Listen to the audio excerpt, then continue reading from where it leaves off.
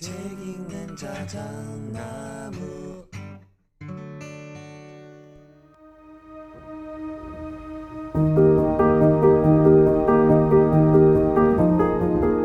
안녕하셨습니까? 모두의 아저씨의 책 읽는 자작입니다. 오늘 소개할 책의 제목은 인생에 한 번은 나를 위해 철학할 것입니다. 지을이 허유선, 펴낸 곳은 더 퀘스트입니다. 이 책은 인생의 고민을 진지하게 다루는 철학자들의 이야기와 생각을 담고 있습니다. 삶이 가끔 어려울 때 마음이 혼란스럽고 좌절하는 순간들을 경험한 적이 있을 겁니다. 때로는 해결책을 찾지 못하고 답답한 고민 속에 빠져들기도 하고요. 자신의 어려움을 다른 사람들과 비교하면서 고립된 느낌을 받기도 하죠. 이 책은 누구나 그런 거야 라고 말하는 사람들의 이야기와는 좀 다릅니다. 우리는 같은 일을 겪을지라도 개인마다 고유한 고민을 가지고 있다는 것을 알고 있습니다. 이러한 고민을 해결하기는 쉬운 일이 아니죠. 그러나 이러한 어려움을 직면할 때 철학자들이 어떻게 접근했는지 알게 된다면 조금 더 자유롭게 고민을 해결할 수 있을 겁니다. 이 책은 쉽고 재미있는 방식으로 철학자들의 사고를 소개하고 있어요. 처음부터 끝까지 명확한 답을 제시하지 않고요. 독자들이 스스로 생각하고 깊이 있게 고민할 수 있도록 유도해 줍니다. 오늘날 이어지는 철학적인 고민들을 좀 쉽게 이해하고 나 자신을 돌아보면서 진지하게 생각해 볼 수 있는 기회가 될 거라고 믿습니다. 고민을 한다는 것은요, 삶에 대한 질문이 있음을 의미합니다. 이 질문은 어떤 것은 대단히 어려울 수도 있고요. 제대로 선택하지 못하거나 다음 단계로 나아갈 때마다 막막함을 느낄 수도 있어요. 하지만 이런 질문은 우리가 앞으로 나아가면서 생각하고 또 성장할 수 있도록 도와주는 것도 사실입니다. 하여 살면서 계속 질문을 던지고 그 질문에 대한 답을 찾아가는 것은 인생의 아름다운 여정이라고 믿습니다. 이 책에는요, 18개의 주제가 있습니다. 거기에서 제가 선택한 챕터는 나이든 나를 포용하는 일, 주디스 버틀러 편입니다. 이 챕터에서 저자는요, 나이를 먹는 것에 대한 인식과 마음의 중요성에 대해서 이야기해요. 청년일 때의 변화를 받아들이고 성장과 노화를 경험함에 따라서 변하지 않는 마음을 유지하는 것이 중요하다는 것입니다. 그리고 나이를 먹음에 따라 몸이 달라지더라도 우리의 마음이나 생각, 욕망은 여전히 젊음을 유지할 수 있다는 거예요. 또한 안티에이징의 관심의 진실은 마음에 초점을 맞추어서 약해질 수 있는 상황을 극복하려는 노력이고요. 또 서로 도와주고 의존하는 것이 인간의 본질적인 존재임을 인식해야 한다고 말하고 있습니다. 그럼 지금부터 자작나무 숲길을 함께 걷겠습니다. 오늘도 끝까지 함께 해주십시오.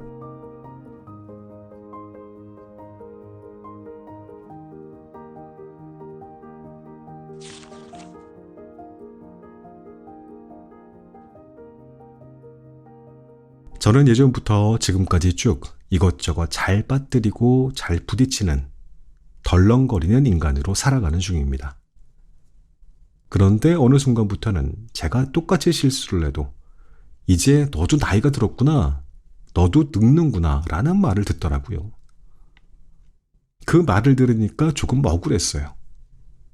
아니, 나는 예전부터 이랬는데, 나는 하나도 안 변했는데, 나는 똑같이 행동했는데 왜 숫자 나이 때문에 내가 가진 본래의 특성이 노화의 신호처럼 여겨지는 것일까 하고요. 하지만 나는 안 변했는데 라고 생각한 순간 조금이나마 그 정체를 발견한 것 같았어요. 나이를 먹는다는 것의 의미를 말입니다. 어렸을 때는 나이를 먹으면 엄청나게 다른 내가 되는 줄 알았어요. 초등학교 때에는 선생님이 나하고 굉장히 다른 존재처럼 보이잖아요. 거의 종이 다르게 느껴진달까요? 돌이켜보면 갓 임용된 20대 후반의 선생님들도 있었으니까 사회 초년생이었던 셈인데 제 눈에는 100% 어른, 완전히 다른 장르의 사람처럼 보였어요. 그런데 이제는 제가 그 장르 자체가 다른 존재가 되었습니다. 청춘이 영원할 것이라 생각한 적은 없지만 그렇다고 나이를 먹는 걸 자각할 틈도 없이 세월이 흐를 줄은 몰랐어요. 그저 하루하루 살았는데 어느새 나이가 들어있더라고요. 어렸을 때에도 하루하루 살았고 어른이 되어서도 하루하루 살고 있는데 시간이 쑥 흘러서 어느새 지금의 나이가 되었습니다. 역설적으로 이제야 알게 된 것은 어른이라고 다른 종은 아니라는 사실입니다. 나이를 먹는다는 것은 적극적으로 변하는 것, 아주 다른 존재가 되는 것은 아니었어요. 오히려 나이를 먹는다는 것은 머물러 있는 것이 점차 늘어나 쌓이는 일이었습니다. 변하는 것 속에서 변하지 않는 내가 되는 것, 혹은 변하는 것들을 알아차리지 못하는 내가 되는 것, 함께 변화할 수 없는 내가 되는 일이요. 그래서 역설적이게도 나이 먹는 것은 변하지 않는 것입니다. 나의 마음이나 생각은 어느 한순간에 머물러 있는데 나머지 것들은 변해가는 것이죠. 고대 그리스의 철학자 플라톤은 우리가 살아가는 세계의 특징, 다시 말해 우리가 경험하는 세계의 특징이 변하는 것에 있다고 보았습니다. 가장 확실한 증거는 물론 신체의 변화겠죠. 시간의 지남에 따라 우리 몸의 기관은 성장을 멈추고 그 기능은 저하되어 갑니다. 이 과정을 우리는 노화라고 부릅니다. 몇 년 전에 사촌동생이 그러더라고요.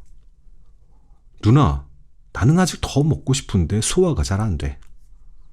이제 예전처럼 먹으려고 하면 그게 욕심이 되더라. 그래서 좀 슬퍼졌어.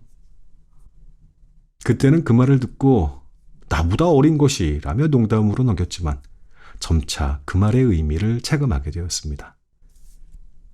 이제 치킨과 맥주가 그렇게 당기지 않고 숙취가 오래가는 것을 알아 스스로 몸을 사리게 되고요. 멋져 보이려고 운동하는 것이 아니라 살기 위해 운동한다는 말이 나오게 되는 것이죠. 그래서 나이 드는 일은 이전에 당연했던 일이 어느새 과욕이 되는 것이기도 합니다. 하지만 덕분에 우리는 한 가지 사실을 알 수 있습니다. 몸의 흐름과 마음의 흐름이 같지 않다는 것이죠.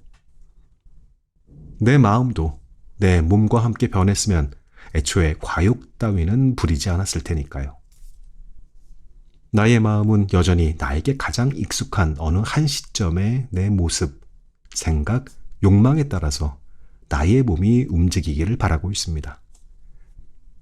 거꾸로 생각하면 마음은 나이를 먹지 않거나 더디 먹을 수도 있습니다. 마음은 몸과 똑같은 시간을 달려가고 있지 않으니까요.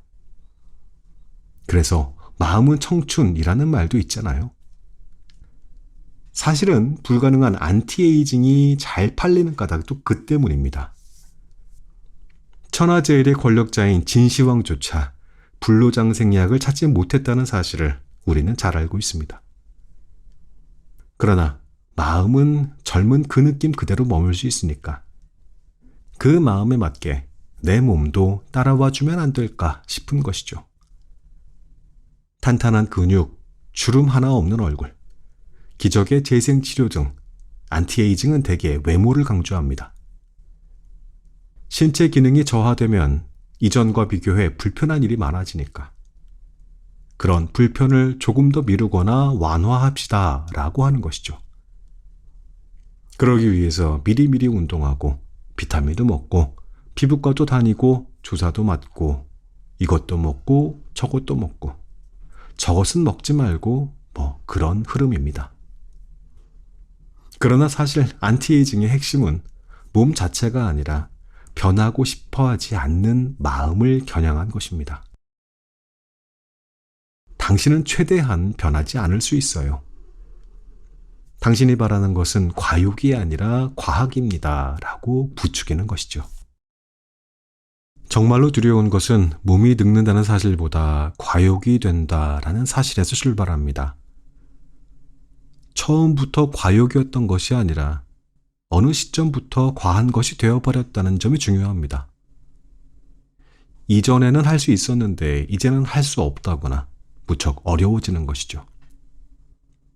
더 많은 수고를 요구하지만 그렇다고 이전만큼의 결과가 나올지는 약속할 수 없습니다. 새로 배우는 일이 아니라 내가 잘 해냈던 일인데도요. 세상은 원래 내 뜻대로 안 되잖아요.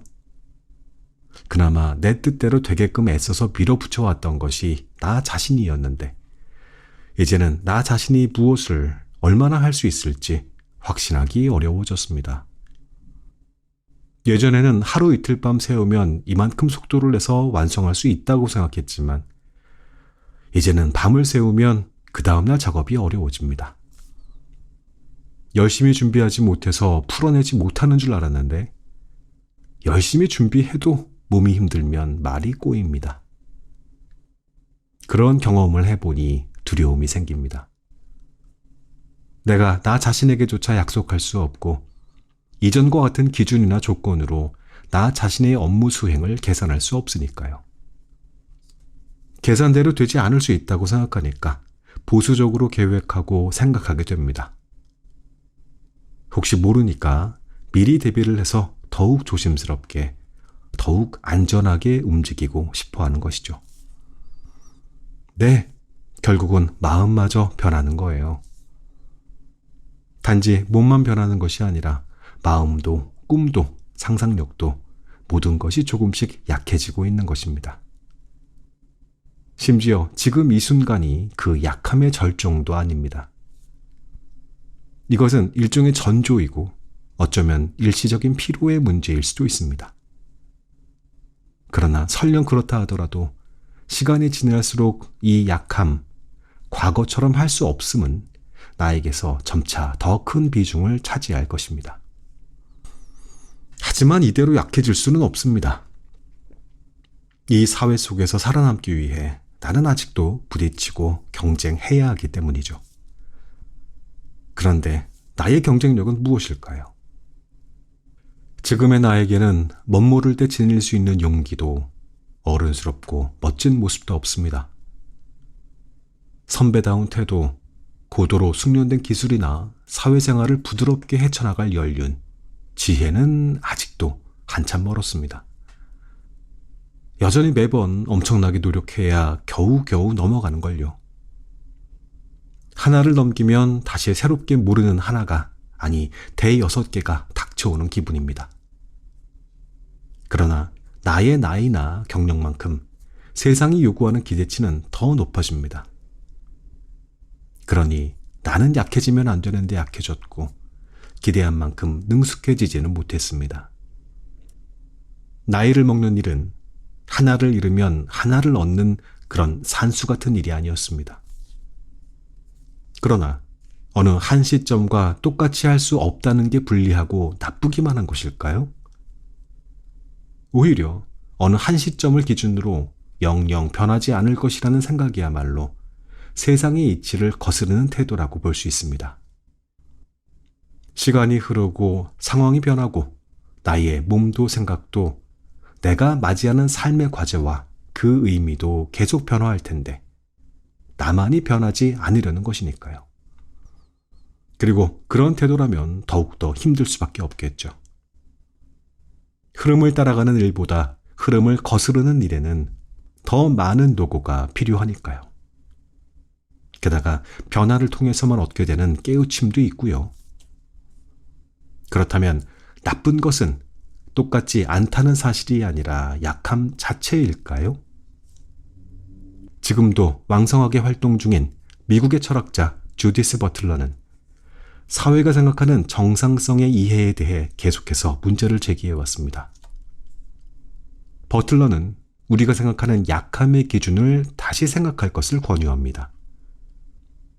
뭐든지 할 수 있는 것이 무조건 강한 것이 아니고 할 수 없는 것이 무조건 약한 것은 아닙니다.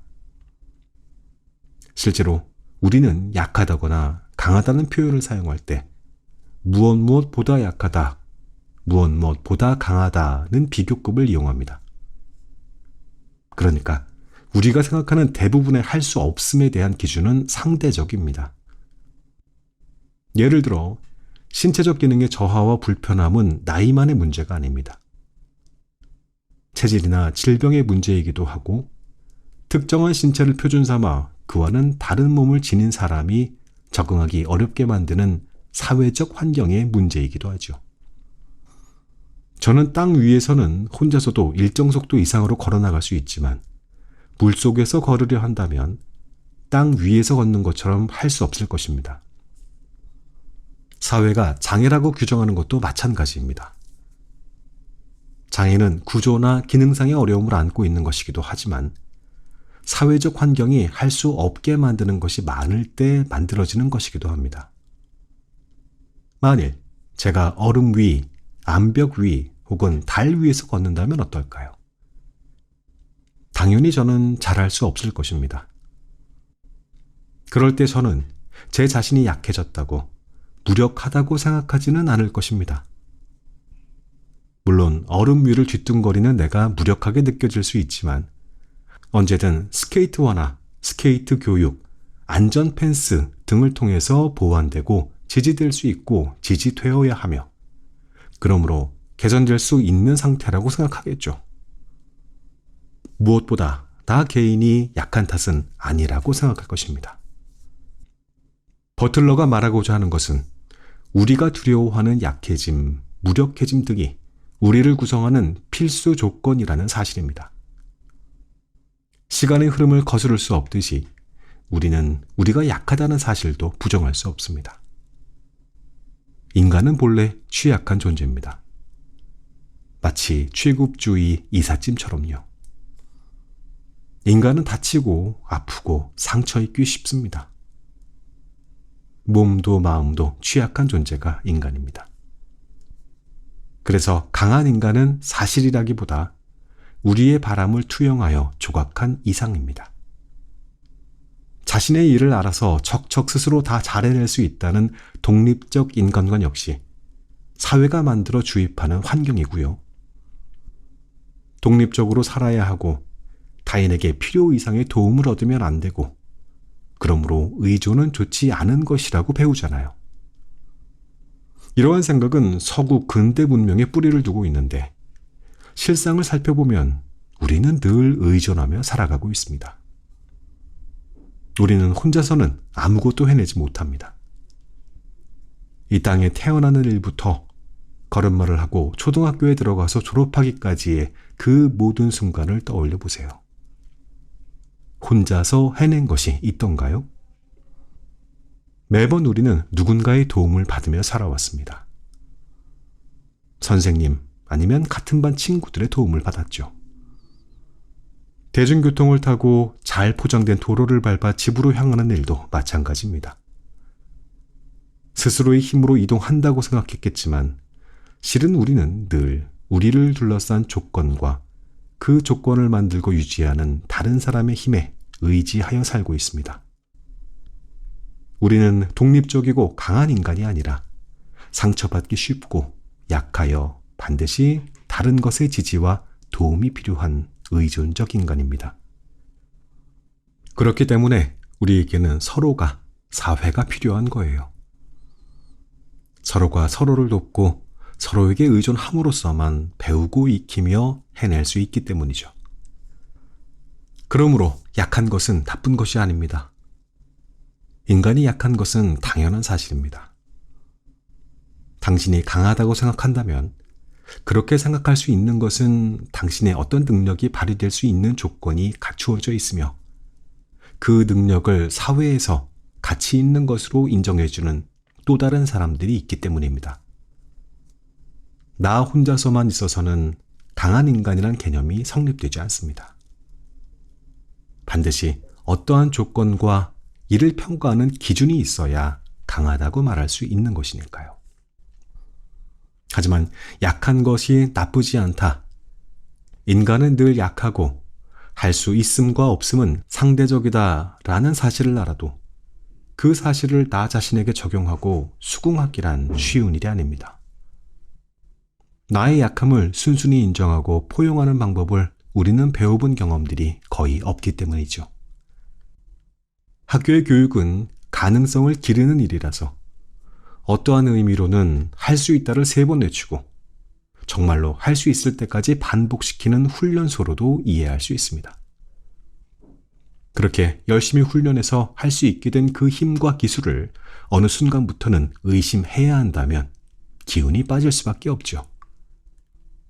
그래서 아마 우리에게 필요한 것은 어떻게 하면 덜 약해질까, 느리게 약해질까, 다시 강해질까라는 물음이 아니라 어떻게 하면 할 수 없음과 할 수 있음을 오가는 방법을 배울 수 있을까?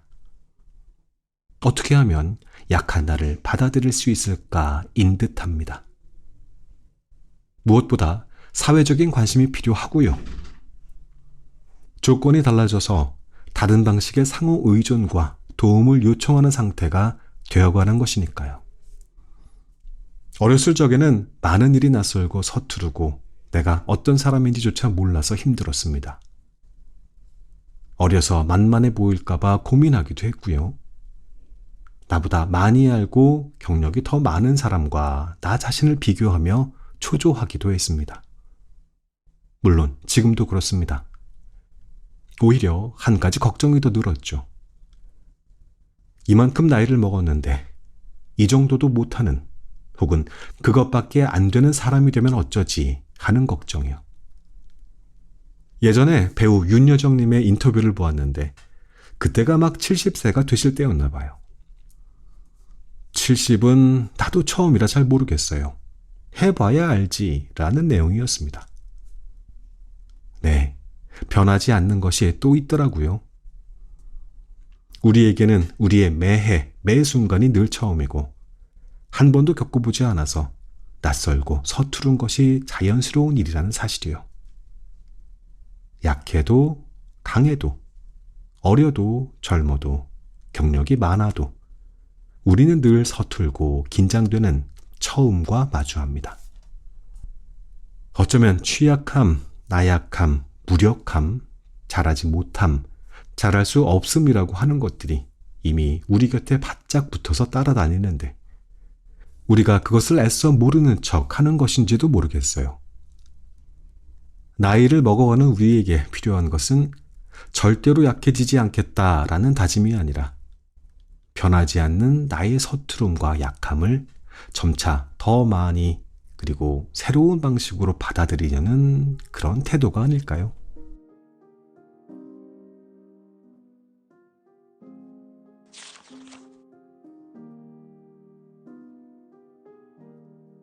이 책의 낭독은 여기까지인데요. 내용이 조금 난해하게 서술이 된 것 같아서, 아니, 제가 잘 못 읽어서 그런가요? 지금까지의 내용을 제 방식대로 한 번 더 한번 요약을 해볼까 합니다. 자, 작가는 예전부터 지금까지 계속해서 실수하고 부딪히면서 덜렁거리는 삶을 살아왔다고 했습니다. 그런데 어느 순간부터는 똑같이 실수를 해도 나이 때문에 이 나이가 들었다라는 말을 듣게 되었다는 거예요. 그 말을 들으니까 좀 억울했답니다. 나는 예전부터 이랬는데 왜 나이 때문에 내 특성이 노화의 신호처럼 여겨지는 걸까? 하지만 나는 안 변했다고 생각하는 순간 조금씩 나 자신을 발견한 것 같았다고요. 나이를 먹는다는 것의 의미를 알게 되었다는 겁니다. 어렸을 때는 나이를 먹으면 내가 완전히 다른 사람이 될 것이라고 생각했어요. 초등학교 때에는 선생님과 내가 완전히 다른 존재로 느껴지잖아요. 하지만 이제는 나도 그 장르 자체가 다른 존재가 되어 있다는 겁니다. 나이를 먹는 것은 변하는 것 중에서도 변하지 않는 나를 발견하는 것입니다. 나이를 먹는 것은 머물러 있는 것이 점차 늘어나서 쌓이는 일입니다. 나이를 먹는 일은 변하지 않는 것입니다. 내 마음이나 생각은 어느 한순간에 머물러 있지만 다른 것들은 변해가는 것이고요. 나이를 먹는 것은 변하지 않는 것을 의미한다고 했어요. 하지만 나이를 먹는 것은 약해지는 것을 뜻하기도 하죠. 몸도 마음도 모든 것이 조금씩 약해지고 있습니다.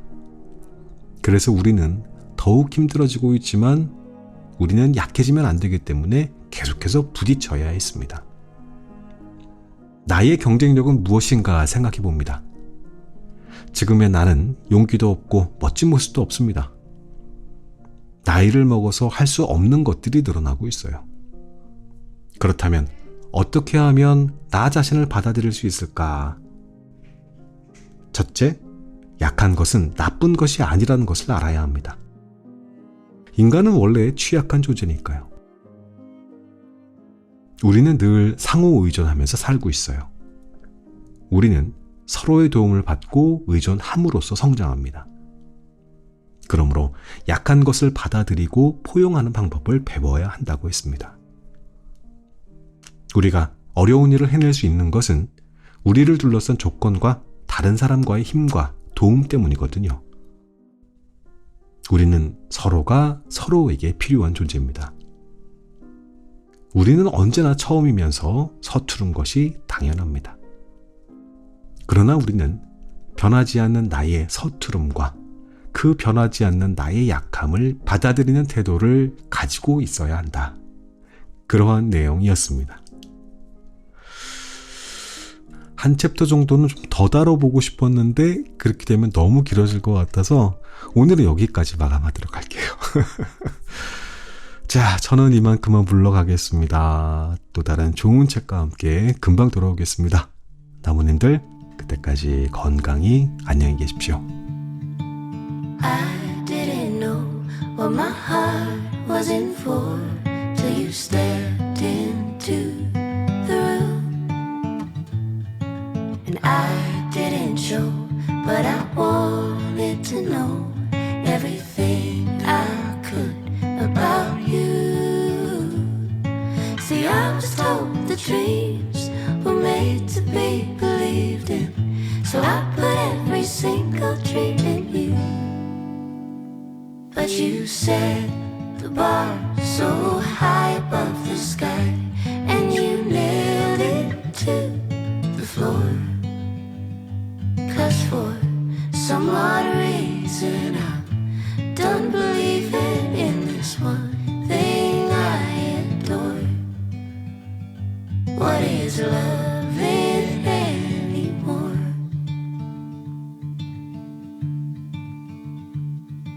And you came to me like a bird to the breeze, and we floated together for a while. But you had to go, now I carry the load, took off in the wind and my smile. See, I was told the dreams were made to be believed in, so I put every single dream in you. But you set the bar so high above the sky, and you nailed it to the floor. 'Cause for some odd reason I'm done believing in this one thing I adore.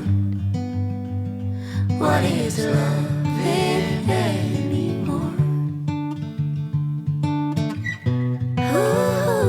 Ooh, What is loving anymore? ooh, What is loving anymore?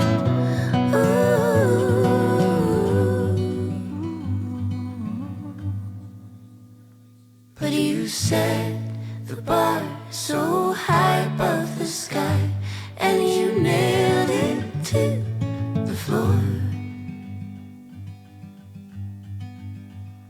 'Cause for some odd reason